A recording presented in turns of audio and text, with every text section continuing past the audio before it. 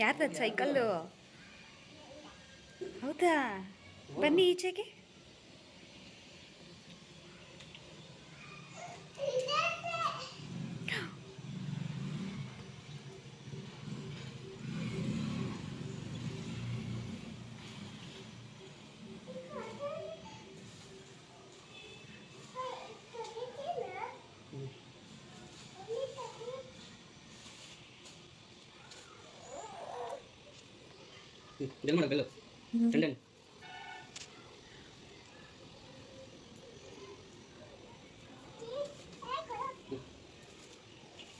Hi, ಎಲ್ಲರಿಗೂ ನಮಸ್ಕಾರ. Veena Lakshith YouTube ಚಾನೆಲ್ಗೆ ನಿಮ್ಮೆಲ್ಲರಿಗೂ ಸ್ವಾಗತ.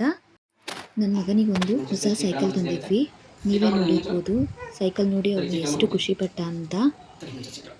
ಸೊ ಅದು ಕವರ್ ಎಲ್ಲ ತೆಗೆದು ಅವನಿಗೆ ಅವನ ಹೈಟಿಗೆ ಸೀಟ್ ಅಡ್ಜಸ್ಟ್ ಮಾಡಿ ಕೊಡ್ತಾ ಇದ್ದಾರೆ ನಮ್ಮ ಮನೆಯವರು. ತುಂಬಾ ಖುಷಿಪಟ್ಟ. ಸಾಯಂಕಾಲ ಸೈಕಲ್ ಬಂದಿದ್ದು, ಸಂಜೆಯಿಂದ ಆಲ್ಮೋಸ್ಟ್ ಸೈಕಲ್ ಮೇಲೇ ಆಟ ಆಡ್ಕೊಂಡಿದ್ದ. ಮೊದಲನೇ ದಿನ ಅವನಿಗೆ ಹತ್ತಕ್ಕೆ ಇಳಿಯೋಕ್ಕೆಲ್ಲ ತುಂಬ ಕಷ್ಟ ಆಯಿತು. ನೆಕ್ಸ್ಟ್ ಡೇಯಿಂದ ಆರಾಮಾಗಿ ಅವನೇ ಹತ್ತು ಇಳಿದು ಆಟ ಆಡ್ತಿದ್ದ. ಸೊ ಸಂಜೆ ಸ್ವಲ್ಪ ತರಕಾರಿ ತರೋಣ ಅಂತ ಹೊರಗಡೆ ಹೊರಟ್ವಿ. ವಾತಾವರಣ ತುಂಬಾ ಚೆನ್ನಾಗಿತ್ತು. ಮಳೆ ಬರೋ ವಾತಾವರಣ ಇತ್ತು. ಬಟ್ ತುಂಬ ಒಂಥರ ತಂಪಾಗಿ ಚೆನ್ನಾಗಿತ್ತು ವಾತಾವರಣ.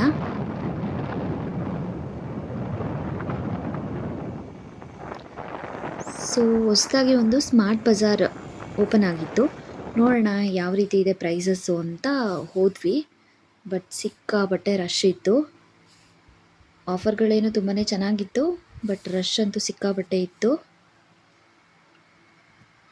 ಸೊ ನೋಡೋಣ ಡಿಮಾರ್ಟ್ಗೂ ಇಲ್ಲಿಗೂ ಎಷ್ಟು ಪ್ರೈಸ್ ಡಿಫ್ರೆನ್ಸ್ ಇರ್ಬೋದು ನೋಡೋಣ ಅಂತ ಹೋದ್ವಿ.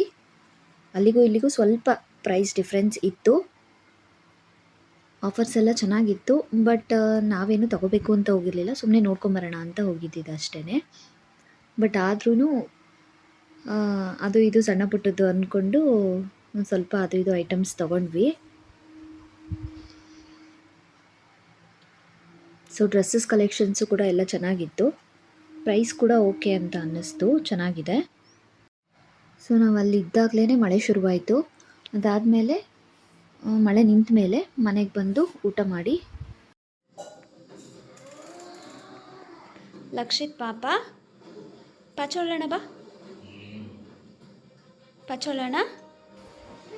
ಯಾಕೆ ನೋಡ್ತಾ ಇರ್ಬೋದು, ಟೈಮ್ 12 ಗಂಟೆ ಆಗಿದೆ. ಬಟ್ ಇನ್ನೂ ಅವ್ನು ಸೈಕಲಿಂದ ಇಳಿಯೋಕ್ಕೆ ರೆಡಿ ಇರಲಿಲ್ಲ, ಮಲಗಿರಲಿಲ್ಲ ಅವತ್ತು ಅಷ್ಟೊತ್ತಾದ್ರೂ.